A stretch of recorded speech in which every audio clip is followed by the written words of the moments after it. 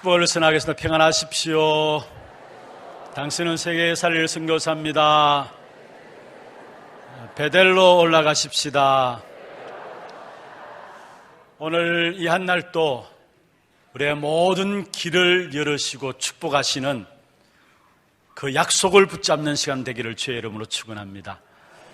어떠한 마음으로 여러분 이 자리에 참석했든지 간에 여러분 한 분 한 분이 우리의 걸음을 완벽하게 인도하시고 축복하시고 우리의 모든 길을 하나님께서 약속 안에서 열어가십니다. 그 사실들은 오늘 메시지 듣는 가운데 확인하고 그 부분만 붙잡고 돌아가는 그런 시간들 되기를 다시 한번 더 주의 이름으로 축원합니다. 우리의 삶과 신앙생활에 있어서 한계를 느끼는 사람은 먼저 진단을 바르게 해야 합니다. 왜냐하면 신앙생활에는 사실은 한계가 없는 것이 신앙생활입니다. 그러나 우리가 이 땅에 살아가는 동안에 육신의 것들을 위해서 살아가고 세상의 것들을 위해서 노력하게 되면은 그 육신적인 것, 세상의 것은 반드시 한계가 있게 되어 있습니다. 아무리 열심을 내어도 반드시 한계가 오게 되어 있습니다. 그게 지금 이 땅의 문제인 것이죠. 그러나 분명한 것은 여러분, 신앙생활은 그 어떤 경우도 한계를 맞이하지 않습니다. 특별히 하나님께서 축복하시는 신앙생활에 응답을 이뤘던 사람들의 공통적인 특징이 있다면 항상 기뻐했습니다. 쉬지 말고 기도했습니다. 범사에 감사했습니다. 데살로니가전서 5장 16절, 17절, 18절이죠. 항상 기뻐하셨다는 말은 무슨 말입니까? 매일매일 삶 속에 하나님께서 그 기쁨을 주셨다는 말이죠.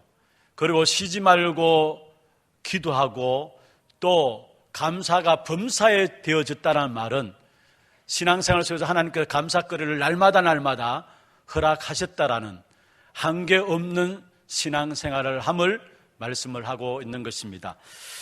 시편 40편 30절 31절에 보면은 소년이라도 피곤하며 장정이라도 넘어지며 쓰러지되 오직 여호와를 앙망하는 자는 새 힘을 얻으리니 독수리 날개치며 올라갔던 같을 것이요 다른 박질하여도 곤비치 아니하겠고 걸어가도 피곤치 아니하리로다. 여기에 소년이라도 피곤하며 장정이라도 넘어지며 자빠진다 했어요. 무슨 말입니까? 모든 인생은 이 땅에서 한계가 있다라는 사실을 말씀하고 있습니다. 그러나 오직 여호와를 앙망하는 자에게는 새 힘을 주신다 했습니다. 그래서 독수리의 날개가 치며 올라간 것 같은 새 힘, 다른 박질하여도 곤비치 않고 걸어가도 피곤치 않는 날마다 새로운 은혜를 하나님이 우리에게 주신다 말씀했습니다. 여러분, 우리가 날마다 예배 드릴 때마다 이 새로운 은혜를 받아 누리는 그런 축복된 응답이 있기를 주의 이름으로 축원합니다. 정말로 우리의 현장의 문제를 바라보면 바라볼수록 우리가 하나님 주시는 새 은혜를 입지 않으면 날마다 새롭게 주시는 그 하나님의 은혜를 입지 않고서는 이 땅에 승리할 수 없는 것을 보게 되는 것입니다. 여러분, 우리가 복음을 안다라는 것은요, 현장의 문제가 무엇인가를 제대로 안다는 말이죠. 현장의 문제의 100%는 복음을 몰라서 그런 것입니다. 복음을 못 듣고 있고요, 복음을 들어도 들리지 않고 있고요, 복음을 들음에도 불구하고 기도 응답을 받지 못해서 실제로 현장의 문제들 가운데 빠지게 되는 것을 봅니다. 하나님께서 우리를 부르실 때 처음부터 약속하신 복음은 마가복음 3장 13절에 15절에 나옵니다마는 하나님께서 우리를 원해서 부르셨고요, 우리가 우리 스스로 하나님께 나아간 것 같지만은 하나님이 우리를 원하셔서 부르셨다 말씀하고 있습니다. 요한복음 15장 16절에 보면은 너희가 나를 택한 것이 아니요 내가 너희를 택하여 세웠다 말씀하셨죠.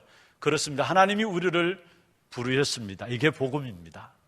그리고 또 함께 있게 하시고 14절에 함께 있게 하시고 함께 있는 그 축복된 응답과 증거를 가지고 전도도 하며 그리고 이 땅의 영적인 문제로 모든 인생들이 실패하는 것을 알고 귀신을 내어 쫓는 근세도 있게 하기 위함이라.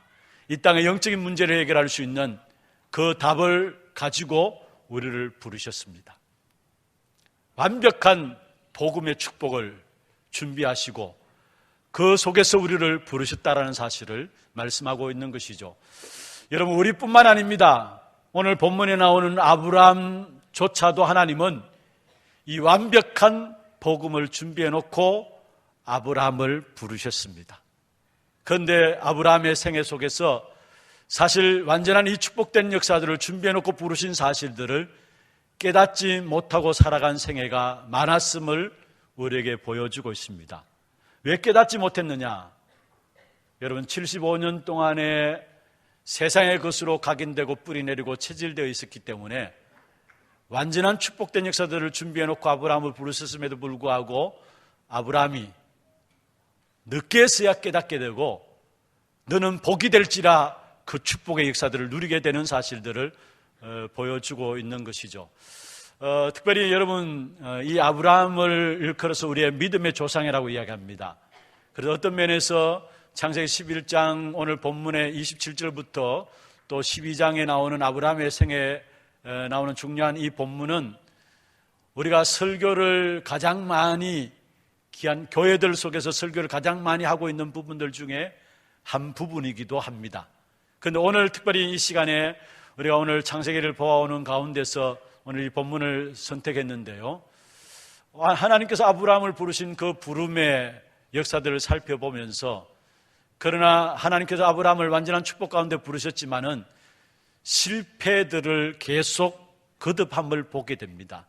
그 속에서 하나님이 우리에게 주시는 언약이 있어요. 그 언약을 붙잡고 우리가 참된 아브라함이 받았던 그 축복된 응답을 가지고 나가야 될 것인데 아브라함을 하나님께서 부르신 그 부름이 어떤 것이었고 또 그 부르심 앞에 아브라함이 계속적인 실패를 한 부분들이 무엇 때문인가를 우리가 살펴보면서 우리에게는 언약으로 붙잡는 그런 축복의 시간들 되기를 주의 이름으로 축원합니다. 그럼 먼저 첫 번째입니다. 하나님이 아브라함을 부르셨습니다. 그 하나님이 아브라함을 부르신 목적이 무엇입니까? 하나님이 아브라함을 갈대아 우르라는 동네에서 부르셨죠. 왜 하나님이 아브라함을 갈대아 우르에서 부르셨느냐? 여러분, 이 당시에 갈대아 우르는 완전히 우상 동네입니다. 심지어 성경학자들은 아브라함의 아버지 데라를 우상을 판매하는, 그냥 우상 숭배하는 사람이 아니라 우상 숭배하도록 만드는 그 우상을 판매하는 장사를 하고 있었던 사람이라고 이야기를 하고 있습니다. 완전히 우상 동네인 이 갈대아 우르에서 하나님이 아브라함을 왜 불러냈었느냐? 여러분, 하나님께서 아담에게 주신 언약이 창세기 3장 15절에 실패한 하나님의 말씀에 불순종하고 하나님을 떠나버린 아담에게 나타나셔서 창세기 3장 15절에 여자의 후손이 뱀의 머리를 상하게 할 것이다 언약을 주셨죠. 그리고 이 언약이 아벨에게 전달되었습니다. 그런데 아벨이 가인의 살인에 죽게 되었습니다. 그 아벨이 가진 언약을 하나님께서는 계속되어져야 되기 때문에 셋이란 인물을 세우셔서 창세기 3장 15절 그 언약의 역사들을 이어가도록 하셨죠. 그런데 시간이 흘러가면서 결국은 하나님께서 사람 지으셨음을 한탄할 정도로 하나님의 택한 백성들이 언약을 놓쳐버렸습니다. 그래서 결국은 노아 시대에 홍수를 맞이하게 됐는데 그 노아 홍수 시대, 네피림 시대, 완전히 우상 숭배가 모든 사람을 장악하고 있는 그 시대에 하나님은 언약의 역사를 이어갈 노아를 은혜 주셔서 부르셨습니다.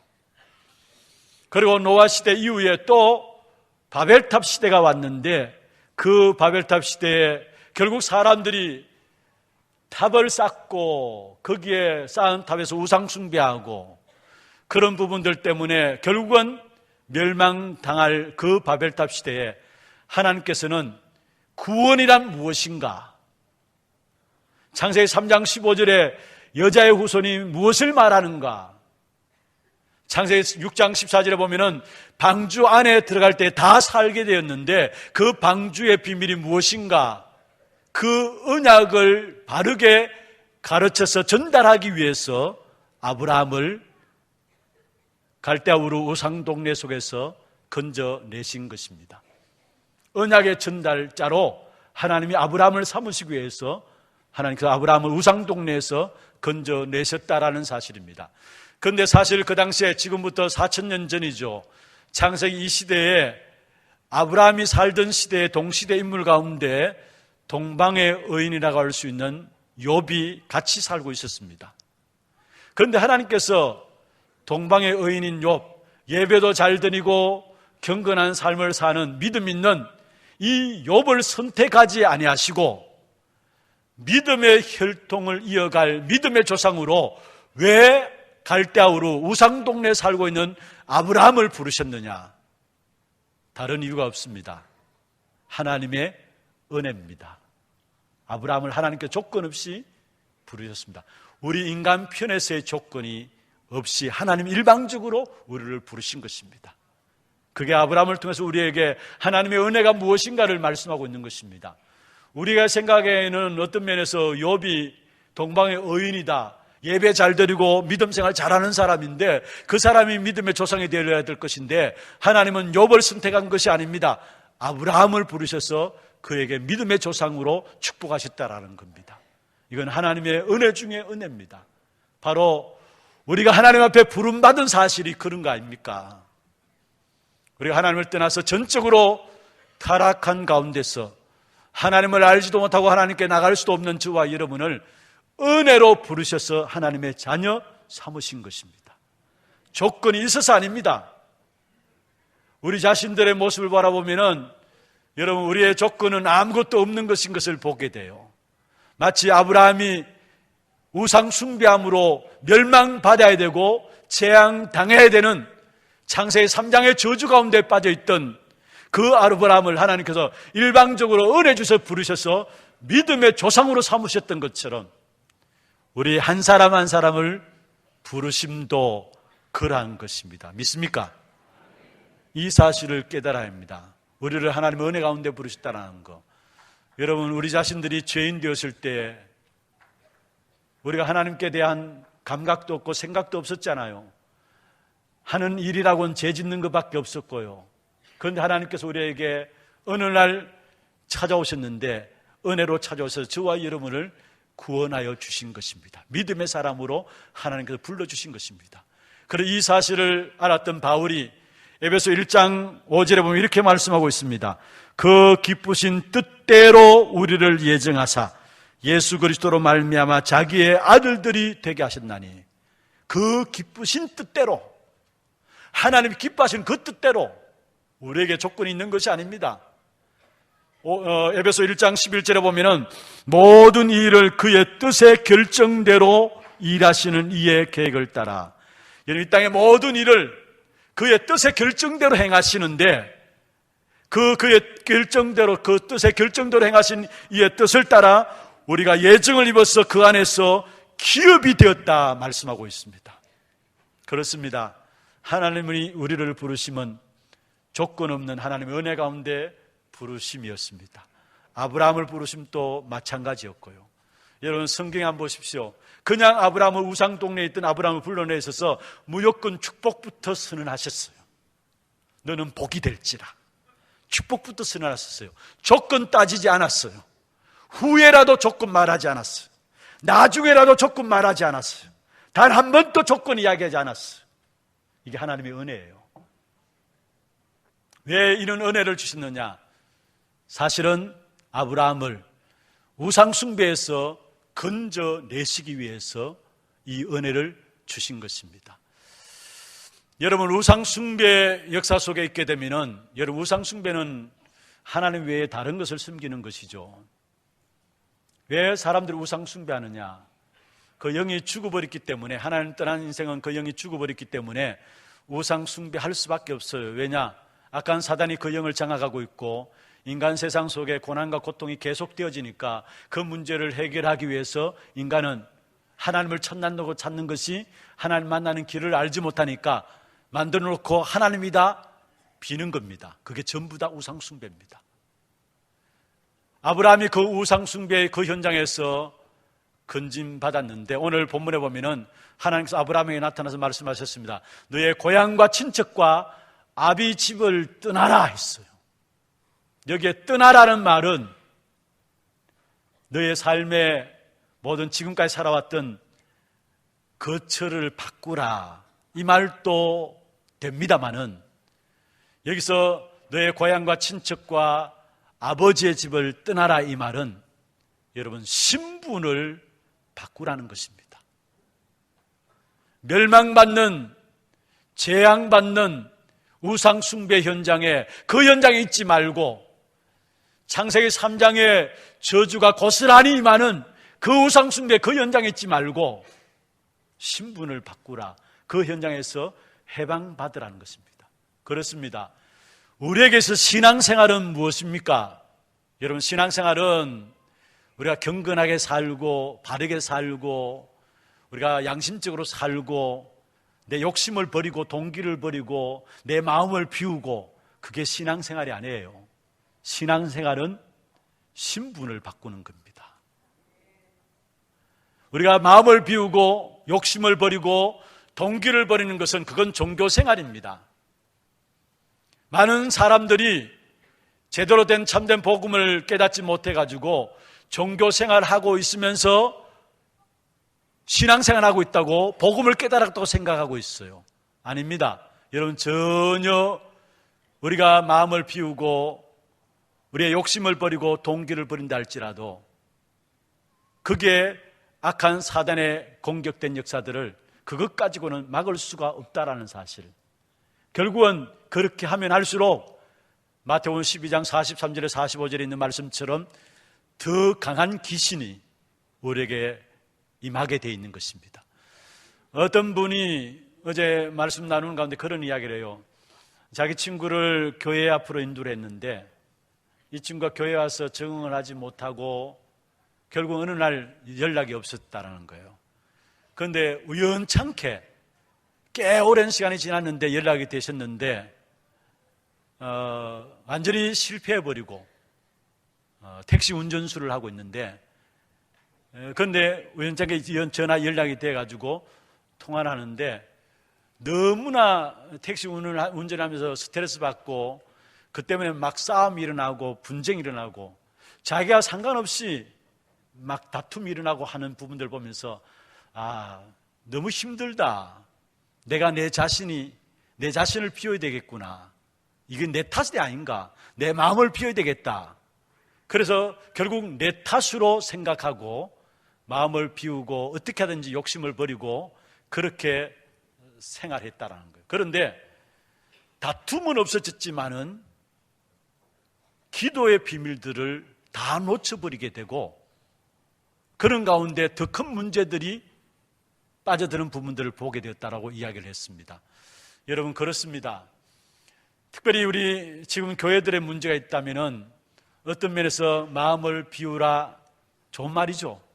욕심을 버리라, 동기를 버리라, 낮아지자, 다 좋은 겁니다. 그런데 이게 복음이 아닌데 복음인 양 교회 속에 들어가지고요, 교회가 종교화 되어버린 겁니다. 여러분, 참된 복음은요 그게 아닙니다. 우리의 신분을 바꾸는 거예요. 교회가 종교화 되어버리니까 전도도 못하고 전도도 안 되고 있는 것입니다. 왜냐? 오히려 세상 사람들 보기에 더 욕심이 있거든요. 사람들이 더 마음을 비우지 못하잖아요. 얼마나 동기가 가득 차 있습니까? 그러니까 감히 세상 사람들 앞에 세상 사람이 사는 삶을 보면서 전도도 못해요. 전도도 안 되고 있고요. 여러분, 우리가 현장에서 선포하는 복음은요, 조직화된 흑암의 역사들을 완전히 통째로 바꾸는 것이 복음이에요. 그냥 잘 살고 바르게 살고 그게 아니에요. 그건 종교입니다. 종교 생활하면 할수록 더 악한 사단이 분명히 역사한다라는 사실을 성경에서 말씀하고 있는 것입니다. 오늘 아브라함에게 하나님께서 나타나셔서 너의 고향과 친척과 아버지의 집을 떠나라는 것은 그냥 단순히 주소를 바꾸라는 그 말이 아니라 우상 숭배의 현장에서 빠져나오라는 겁니다. 신분을 바꾸라는 것입니다. 그러면서 이 아브라함에게 뭐라 했습니까? 그냥 단순히 우상 숭배에 빠져나오고 신분을 바꾸라, 그게 아닙니다. 신분을 바꾸게 될 때 거기에 따른 축복이 무엇인가를 말씀했어요. 그게 2절 3절 계속해서 말씀하고 있는 것이죠. 다시 말하면 민족을 너에게 주겠다. 모든 땅을 너에게 주겠다. 너와 내 후손을 너에게 주겠다. 후손에 대한 축복을 너에게 주겠다. 하나님께서 아브라함에게 축복하신 내용입니다. 무슨 말입니까? 우상 숭배하면서 망하는 그 현장에 빠져나오게 될 때에 하나님이 아브라함에게 다른 복을, 진짜 하나님 안에 있는 다른 복을 준비하시고 불러내셨다는 사실을 말씀하고 있는 것입니다. 여러분, 정말로 하나님이 우리를 구원하셨을 때는 이 땅에 살아가는 동안에 완벽하고 완전하고 세상을 정복하고 남을 수 있는 그 완벽한 축복을 준비해 놓고 저와 여러분을 구원하셨습니다. 이 사실에 눈이 열려야 합니다. 그렇지 않으면 어떻게 되느냐? 내 신앙생활 하는 것이요, 뭔가 하나님을 위해서 해드리는 것으로. 그래서 친척과 아버지의 집을 떠나, 고향과 친척과 아버지의 집을 떠나라 했으니까 내가 뭔가 손해보고 내가 뭔가 희생하고 내가 뭔가 하나님께 해드린 것으로 생각합니다. 왜 그러냐? 하나님이 엄청난 축복된 역사를 준비해놓고 우리를 그리스도로 말미암아 구원하시는데 여기에 대한 눈이 열려지지 않으니까 내가 예수 믿는 것이 손해보는 것으로, 뭔가 빼앗겨버리는 것으로, 마치 신앙생활 한다는 것이 내가 날고자 하는 날개 쭉지를 하나님께 잘라놓는 것처럼, 내가 뛰어가고자 하는데 나의 발목을 묶고 매는 것처럼 그렇게 느껴질 수 있다는 거예요. 왜냐? 하나님 예배한 축복의 역사를 누리지 못하니까. 여러분, 모르겠습니다. 저는 어릴 때부터 신앙생활을 해왔습니다. 복음을 알지 못했을 때는요, 교회는 안 나갈 수는 없고, 그러니까 진짜 교회에 나가는 그 부분들이 내 발목을 붙잡아 놓는 것 같아요. 친구들 보면은 마음껏 노는데 제 책감 전혀 느끼지도 않는데, 그렇다고 제가 마음껏 놀지 않았다는 말이 아닙니다. 그런데 양심으로요, 너무 힘든 거예요. 사실은 교회에 다니고 신앙생활 한다는 것이 나의 날고자 하는 날개 쭉지를 잘라놓는 것 같은, 내가 뭔가를 해드리는 것 같은, 내가 뭔가 예수 믿는 걸 손해보는 것 같은. 여러분, 정말로 그렇습니까? 하나님 준비하신 축복에 대해서 복음은 완벽하고 완전하시고 그 안에 모든 것도 있는데 그 사실을 못 보니까, 고향과 친척과 아비 집을 떠나라 했으니까 모든 것 버려두고 가는 것이 내가 진짜 버려두고 가는 것처럼, 손해보는 것처럼 느껴진다는 거 아닙니다. 하나님은 더 큰 축복을 예비해 놓고 우리를 부르셨어요. 어느 정도냐? 나를 축복하셔가지고 나로 통해서 모든 현장을 살리는 축복을 허락하신 거예요. 그게 아브라함의 복 주신 거 아닙니까? 내가 너로 말미암아 천하 만민이 복받게 하겠다. 너는 복이 될지라. 여러분, 정말로 생명 걸고 하나님의 축복을 받아 누리시기를 바랍니다. 세상의 모든 것들은 여러분을 축복하셔서 여러분 통해서 세상을 살리도록 되어 있습니다. 너로 말미암아 천하 만민이 복을 받게 하겠다 했어요. 그렇다면 우리는 생명 걸고 하나님 주신 축복을 찾아내고 누려야 합니다. 내가 사는 만큼, 내가 응답받는 만큼 나의 가정도 살고 내 자녀도 살고 내 현장도 살고 교회도 살게 돼 있어. 그리고 여러분, 우리가 조건을 따지잖아요. 환경들 따지잖아요. 여러분, 정말로 하나님께서 우리에게 주신 축복은요, 우리의 조건 상관없는 것입니다. 아무리 안 좋은 조건이라 할지라도 그 조건이 나로 말미암아 새롭게 이루어지는 축복이 나타나게 돼 있어요. 그게 하나님의 계획이에요. 그래서 여러분, 조건과 환경들, 상황들 때문에 원망하고 불평하지 마세요. 분명히 하나님은 너로 말미암아 천하 만민이 복받게 하겠다 말씀했어요. 그런데 우리는 우리의 환경들 보고 원망하잖아요. 하나님 내게 축복하셔서 나로 말미암아 복 주시길 원하는데, 우리는 조건 이야기하잖아요. 그 조건은 우리로 말미암아 만들어지게 돼 있어요. 축복된 조건으로 만들어지게 돼 있어요. 그게 하나님의 계획이에요. 그래서 정말로 아브라함을 하나님 그냥 부르지 않았다는 것, 우상 동네에서 건져내실 때 이미 완벽한 완전한 축복을 예배해 놓고 부르셨는데, 더 나아가서 오늘 본문에 보면은 1절의 마지막에 뭐라 했습니까? 하나님께서 아브라함을 불러내실 때 내가 네게 지시할 땅으로 가라 했어요. 우리 신앙생활에 가장 중요한 응답이 뭡니까? 우리는 우리의 가야 될 한치 앞의 길도 알지 못합니다. 5분 후의 길도 우리는 알지 못합니다. 그러나 하나님이 우리 앞서서 정확하게 성령으로 말미암아 우리의 걸음걸음들을 매 순간순간마다 매 사건마다 함께 하심으로 인도하시겠다라는 사실이에요. 여기에 내가 내게 지시한 땅이 아니라 지시할 땅입니다. 무슨 말입니까? 지금 우리의 걸음에 하나님의 인도하심을 약속하신 말씀이에요. 여러분, 모든 걸음걸음마다 순간순간마다 하나님이 하나 되어서 함께 하심으로 우리의 걸음을 축복하시고 인도하시겠다라는 거, 이것만큼 복된 일이 있을 수 없잖아요. 여러분 걸음을 누가, 하나님이, 우리보다 우리 자신을 더 잘 아시는 하나님이 정확하게 우리의 걸음을 인도하시겠다는 것, 성령으로. 이 축복이 아브라함에게 주어진 축복이에요. 그런데 여기에 대해서 아브라함의 반응은 어땠습니까? 아브라함이 처음에 사실은 갈대아 우르에 있을 때에 하나님께서 아브라함에 나타나셔가지고 고향과 친척과 아비 집을 떠나라. 그래서 결국은 거기서 형이 죽게 되고요, 떠나나왔어요. 떠나나와가지고 어디에 머물렀느냐? 하란이라는 지역에 머물렀어요. 그 하란이라는 지역에서 자기 아버지 데라가 죽게 되어지죠. 이 하란이라는 이름의 뜻이 지체하다, 머물다라는 뜻입니다. 지시할 땅, 가나안 땅을 해서 나가야 되는데 하란에 머물르셨어요. 그리고 이 상황들을 사도행전 7장 2절 3절에 스데반의 설교를 통해서 하고 있는 내용이 말씀이 있는데요, 거기 보면 이렇게 말씀하고 있습니다. 우리 조상 아브라함이 하란에 있기 전 메소포타미아 있을 때, 먼저 하란에 있기 전에 메소포타미아, 갈대아 우르죠.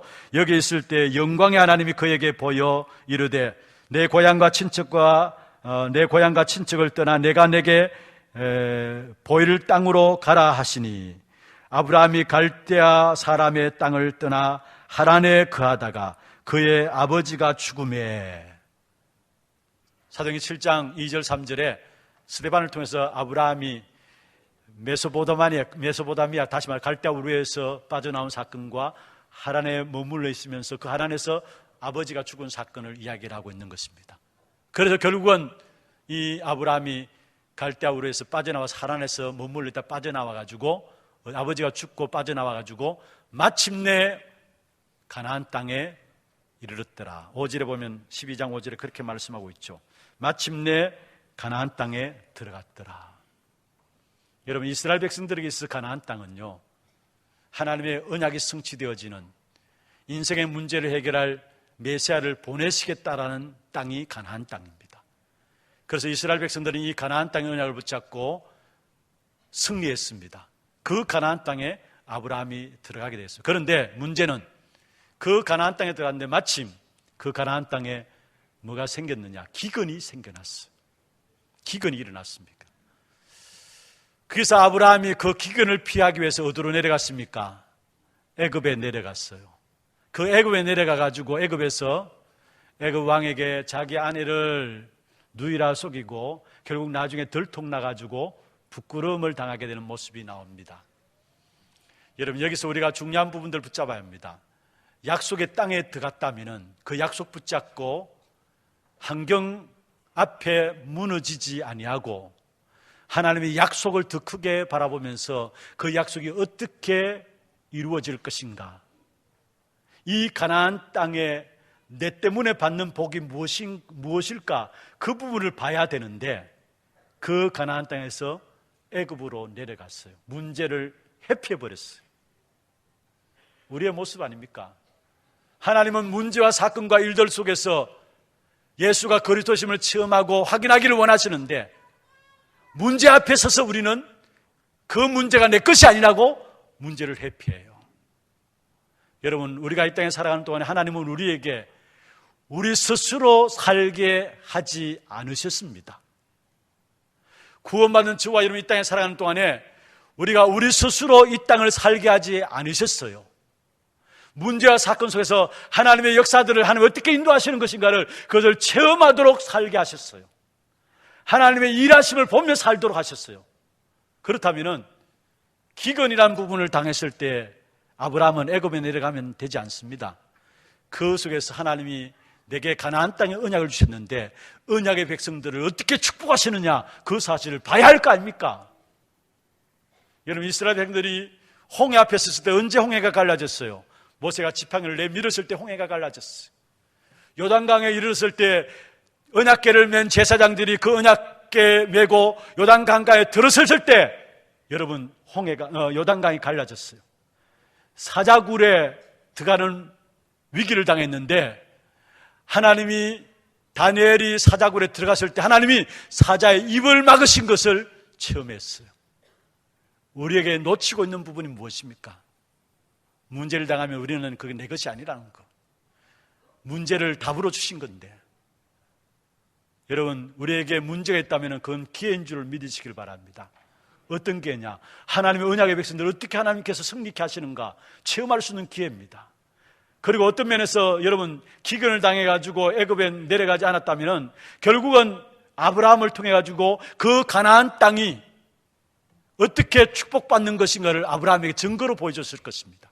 그런데 아브라함은 기근 통해서 애굽에 내려갔어요. 우리가 위기를 당할 때 그것을 기회로 붙잡고 있어야 되고요. 한계를 당하면은 하나님께서 한 시대를 살릴 그 한계를 깃뚫고 한 시대를 살릴 능력으로 주시는 그 축복된 응답을 예비해 놓고 주시는 사실을 깨달아야 되는 것입니다. 이 사실을 아브라함은 알지 못했기 때문에, 한마디로 말하면은 부르실 때 완벽한 축복을 예비해 놓고 부르셨는데 그 사실을 알지 못하니까 환경들 앞에 약속 바라보는 것이 아니라 그 환경을 바라보고 실패해 버리는 겁니다. 여러분, 어떤 문제와 사건 속에서 여러분 약속 확인하고 약속 붙잡는 저와 여러분 되기를 주의 이름으로 축원합니다. 두 번째입니다. 아브라함이 실패를 계속하게 되죠. 특별히 아브라함이 아브라함 때문에 일어난 모든 부분들 보면은 창세기 11장 28절에 아브라함의 형이 죽게 되고요, 32절에 아브라함의 아버지 데라가 죽게 되어지고, 그래서 결국 고향과 친척과 아버지 집을 떠나 나오는데 누구를 데리고 나오느냐? 롯을 데리고 나옵니다. 그런데 나중에 13장에 보면은 그 롯 때문에 또 아브라함 가정에 싸움이 막 일어났어요. 하나님이 아브라함의 재산을 축복하셔가지고 아브라함의 양을 치는 목자들, 롯 재산 또 축복하셔가지고 롯의 양을 치는 목자들이 서로 다투었어요. 가정에 싸움이 막 일어났어요. 그러니까 하나님이 어쩔 수 없이 결국은 아브라함에게 롯을 떠나게 하는 부분들을 보게 되는데, 여러분 중장에서 여기 보면 아브라함이 고향과 친척과 아버지 집을 떠나라 했는데 롯을 데리고 나왔다라는 겁니다. 보기에는 좋은 거죠. 아니, 아버지가 없는 아들을 챙긴다라는 것은 명분상 얼마나 좋습니까? 그렇잖아요. 조카 롯을 챙긴다라는 건 좋은 겁니다. 그런데 하나님 앞에 불순종하는 것입니다. 그게. 그러니까 분쟁이 일어날 수밖에 없는 것. 그것을 하나님은 롯을 떼어보내죠. 그래서 본격적인 축복이 창세기 13장 14절에 보면은 롯이 아브라함을 떠난 후에 축복하는 것을 보게 돼요. 하나님의 말씀에 불순종하는, 하나님이 완벽하게 책임지고 불렀는데 고향과 친척과 아비 집을 완전히 떠나보내지 못하는, 그래서 롯을 챙기는 사건. 겉으로는 좋아 보이고 아름다워 보이지만은 그 중심에는 하나님의 말씀에 대한 불순종이 있었던 것입니다. 또 성경을 보면은 11장 30절에 사레는 임신하지 못함으로 자식이 없었더라. 아브라함의 아내 사레가 임신하지 못함으로 자식이 없었다 했어요. 그런데 나중에 롯을 떠나보내고 본격적으로 자식에 대한 축복을 하고 있는 것을 보게 되거든요. 그러면은 아브라함의 마음이 한편으로는 내가 자식이 없는데 이 조카만이라도 내가 자식 삼아야 될 것이 아닌가, 나중에 하나님의 능력을 전혀 믿지 못하는 불신앙이 그 중심에, 여러분, 그렇습니다. 하나님은 우리의 외모를 보고 겉모습을 보는 것이 아니라 우리의 중심을 보시는 하나님이십니다. 그래서 결국은 아브라함에게서 롯을 떼어보내고 본격적인 축복을 하게 되는 사실을 보게 됩니다.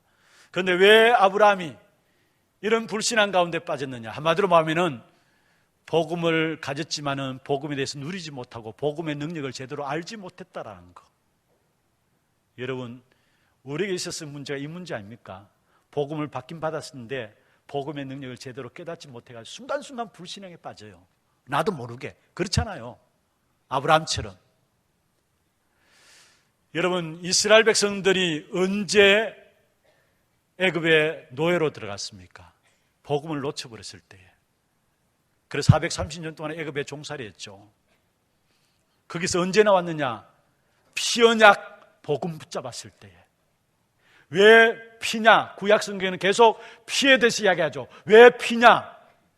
인간의 근본을 해결할 수 있는 유일한 답으로 주신 것이 피의 언약입니다.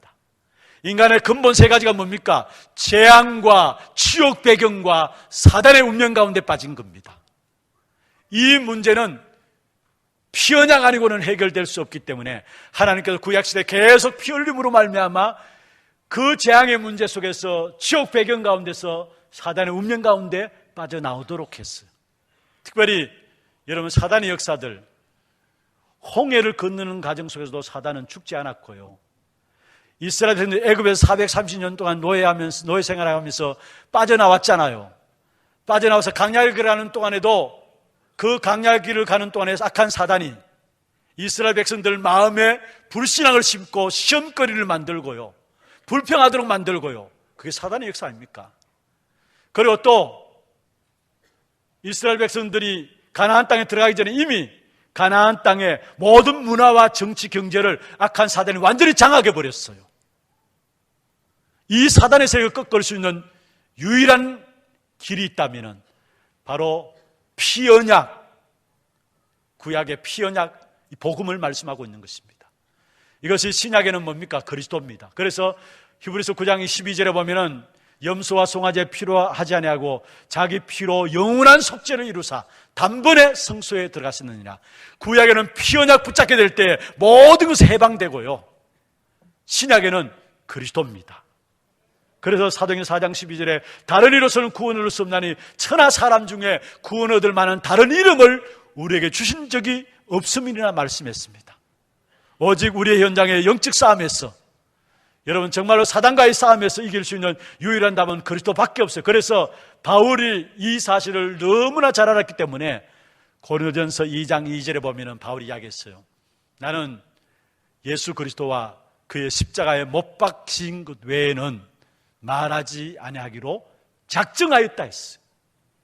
오직 예수 그리스도와 그의 십자가에 못 박히신 것 외에는 말하지 않기로 작정했다. 무슨 말입니까? 오직 우리에게 그리스도 그 이름만이 모든 재앙 속에서, 지옥 배경 속에서, 사단의 운명 속에 빠져나오는 유일한 것이라는 사실을 말씀하고 있습니다. 이 그리스도 이름 붙잡게 될 때 우리의 과거, 현재, 미래 문제 끝납니다. 이게 복음이에요. 그런데 오늘 본문에 나오는 아브라함은 복음 가운데 부름받았지만은 이 복음의 능력을 누리지 못함으로 말미암아 순간순간 거짓말하고 순간순간 불신앙하고 순간순간 실패하게 되고 나중에 가야 깨닫게 되죠. 언제? 하나님께서 아브라함에게 100세의 이삭을 주고 그 이삭을 마지막에 하나님께 드리게 되잖아요. 그때 완전히 깨달은 겁니다.